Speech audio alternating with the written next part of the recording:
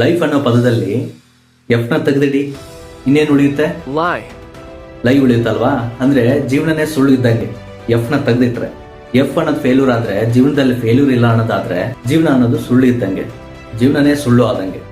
ಅಂದ್ರೆ ಫೇಲ್ಯೂರ್ ಅನ್ನೋದು ಎಷ್ಟು ಇಂಪಾರ್ಟೆಂಟ್ ನೋಡಿ. ಸಕ್ಸಸ್ಗೆ ಬೆಲೆ ಬರ್ಬೇಕಂದ್ರೆ ಫೇಲ್ಯೂರ್ ಕೂಡ ಇಂಪಾರ್ಟೆಂಟ್. ಫೇಲ್ಯೂರ್ ಆದ್ರೆ ಸಕ್ಸಸ್ ಆಗೇ ಆಗ್ತಾರೆ. ಅಥವಾ ಫೇಲ್ಯೂರ್ ಆಗ್ತಾ ಇದೀರಿ ಅಥವಾ ಫೇಲ್ಯೂರ್ ಆಗ್ತಾ ಇದೀವಿ ಅಂತ ಹೇಳಿದ್ರೆ ನಾವು ಜೀವನನ ಅನುಭವಿಸ್ತಿದ್ವಿ ಅಂತ ಅರ್ಥ. ಫೇಲ್ಯೂರ್ ಇಲ್ದೇನೆ ನಾವು ಹೋದ್ವು ಅಂದ್ರೆ ಆ ಜೀವನಕ್ಕೆ ಅರ್ಥನೇ ಇಲ್ಲ. ಯಾಕಂತ ಹೇಳಿದ್ರೆ ಎಫ್ ನ ತೆಗೆದಿಟ್ರೆ ಲೈವ್ ಉಳಿಯುತ್ತಲ್ವಾ? ಜೀವನದಲ್ಲೂ ಕೂಡ ಅಷ್ಟೇನೆ.